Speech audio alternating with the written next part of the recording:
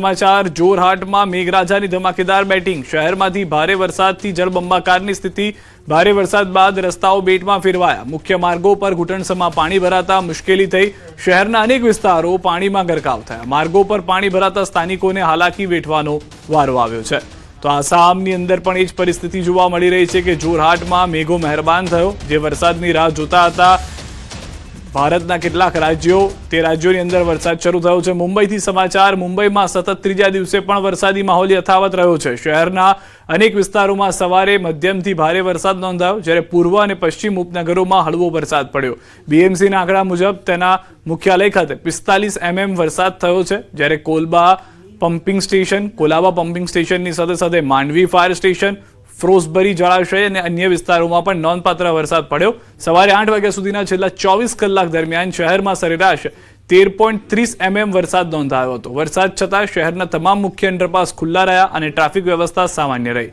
સતત વરસી રહેલા વરસાદને કારણે શહેરમાં ઠંડક પ્રસરી અને લોકોને ગરમીમાંથી રાહત મળી હતી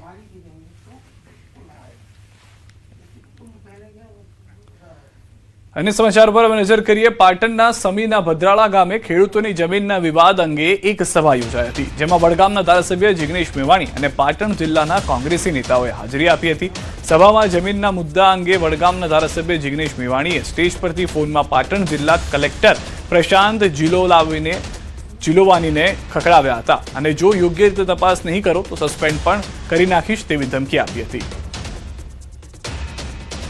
आपको सस्पेंड करवाऊंगा कलेक्टर पाटण आप हल्के में ले रहे हो ना दोबारा कलेक्टर की चैम्बर में बैठ नहीं पाओगे किसी को हाथ लगाया किसी ने तो are you getting it is getting in your head give instruction to SP right now send police I will screw you up मैं ऑन द रिकॉर्ड कह रहा हूं I am not giving this on the WhatsApp call record पे लो है અમદાવાદથી સમાચાર blood પ્લાઝામાં ભેળસેળના કૌભાંડનો પર્દાફાશ ગ્રામ્ય એસઓજીએ 4 આરોપીઓની કરી ધરપકડ એન્ટી કેન્સર કંપનીના પ્લાઝમાની કરતા હતા ચોરી અસલી પ્લાઝમા કાઢી નકલી પ્લાઝમા મુકતા હોવાનો ખુલાસો 11 લાખના 1140 પ્લાઝમા બેગ કરાઈ જપ્ત મૂળ કિંમત કરતા અડધી કિંમતે પ્લાઝમાનું કરતા હતા વેચાણ નકલી પ્લાઝમાનું મહારાષ્ટ્રમાં કરતા હતા વેચાણ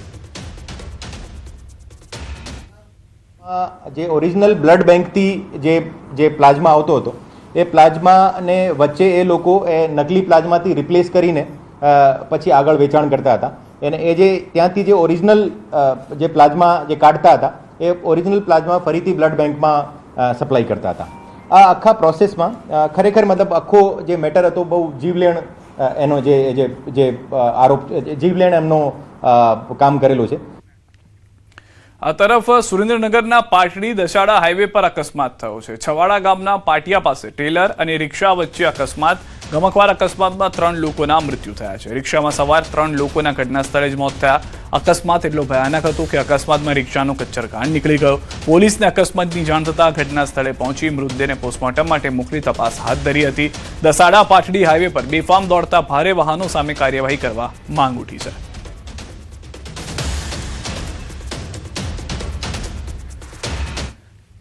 રાજકોટથી સમાચાર જસદણમાં પિતાનો પુત્રી સાથે આપઘાત ગેબનાશા સોસાયટીમાં બની ચકચારી ઘટના પિતાએ પુત્રી સાથે ઘરના જ પાણીના ટાંકામાં જંપ લાવ્યું બાળકીની કસ્ટડી માટે ચાલી રહ્યો હતો વિવાદ બાળકીને પોતાની પાસે રાખવાની જીદમાં અંતિમ પગલું ભર્યું મૃતકના પરિવારજનોએ પત્ની પર લગાવ્યા ગંભીર આક્ષેપ જસદણ પોલીસે સમગ્ર મામલે વધુ કાર્યવાહી હાથ ધરી પોલીસે બંને મૃતદેહનો પોસ્ટમોર્ટમ અર્થે સિવિલ હોસ્પિટલ ખસેડાયા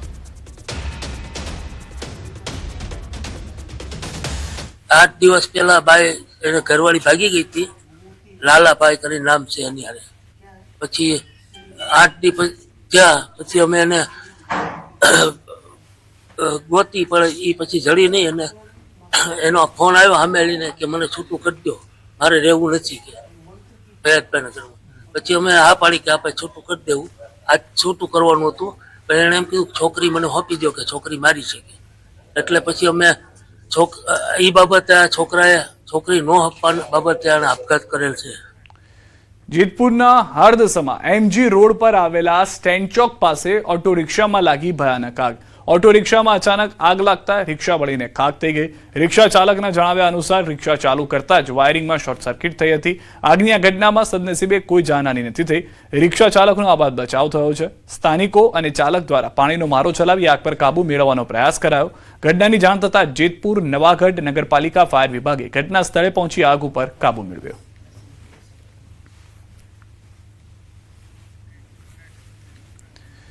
રાજકોટથી સમાચાર. શહેરમાં મારામારીની વધુ એક ઘટના. સિવિલ હોસ્પિટલ બહાર છૂટા હાથની મારામારી. અગમ્ય કારણોસર યુવકને ઢોર માર માર્યો.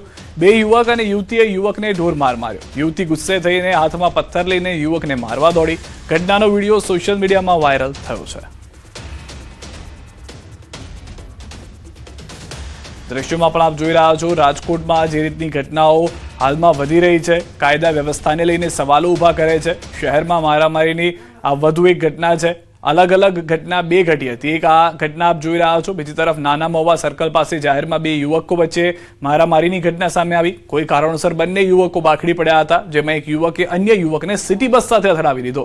સમગ્ર ઘટનાનો વિડીયો સોશિયલ મીડિયામાં વાયરલ થયો. ઘટનાને પગલે પોલીસ દ્વારા વધુ તપાસ હાથ ધરવામાં આવી છે. તો આ બે અલગ અલગ ઘટના, એક નાના મહુવા સર્કલ પાસેની, બીજી સિવિલ હોસ્પિટલ પાસેની. અસામાજિક તત્વો જે બેફામ થઈને હાલમાં ઝઘડી રહ્યા છે. દ્રશ્યો ખૂબ જ વિચલિત કરનારા અને કાયદા વ્યવસ્થાની સામે સવાલ ઊભા કરનારા છે. મોરબીથી સમાચાર. શાળા પ્રવેશોત્સવમાં પતિરાજ. હળવદમાં મહિલા પ્રતિનિધિઓ આવ્યા વિવાદમાં. મહિલા પ્રતિનિધિઓના સ્થાને પતિઓ મંચ પર દેખાયા. મહિલા સશક્તિકરણના દાવાઓ વચ્ચે ફરી એકવાર પતિરાજની પ્રથા જોવા મળી રહી છે. મહત્વનું છે કે તાલુકા પંચાયતના પ્રમુખ શીતલબેન હોવા છતાં તેમના બદલે તેમના પતિ અનિલભાઈ સ્ટેજ પર મુખ્ય અતિથિ તરીકે હાજર રહ્યા. એટલું જ નહીં, જિલ્લા પંચાયતની ઘનશ્યામપુર બેઠકના મહિલા સભ્ય ભગવતીબેન લકુમના સ્થાને તેમના પતિ ગિરીશ લકુમ પણ મંચ પર અડીંગો જમાવીને બેઠેલા જોવા મળ્યા હતા.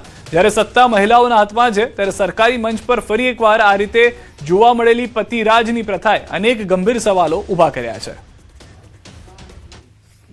શાળા પ્રવેશોત્સવ કાર્યક્રમમાં ટીવી મોબાઈલ જોતા વિદ્યાર્થીઓને સીએમની ટકોર. માતા પિતા કહે એટલે મોબાઈલ ટીવી બંધ કરી દો તેવું સીએમએ કહ્યું છે. મોબાઈલ વાપરવાનો સમય નક્કી કરવાની સલાહ આપી. અભ્યાસ સાથે ટેકનોલોજીનો સંતુલિત ઉપયોગ કરવા પણ અપીલ કરવામાં આવી. રાજ્ય સરકારે 23 જૂનથી 25 જૂન સુધી રાજ્યમાં શાળા પ્રવેશોત્સવનું આયોજન કર્યું છે.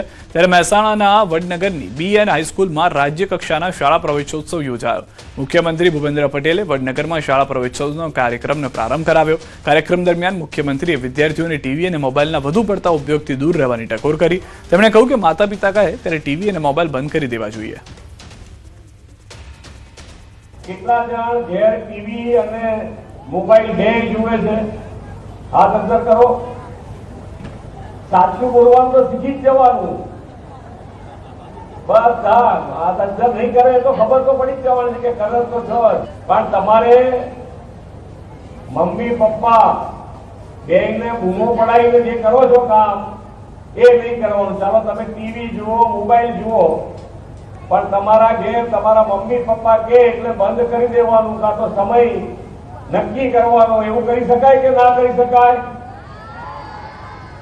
અહીંયા બોલો છો ભાઈ, મમ્મી પપ્પાને ગાંઠતા નથી તમે લોકો.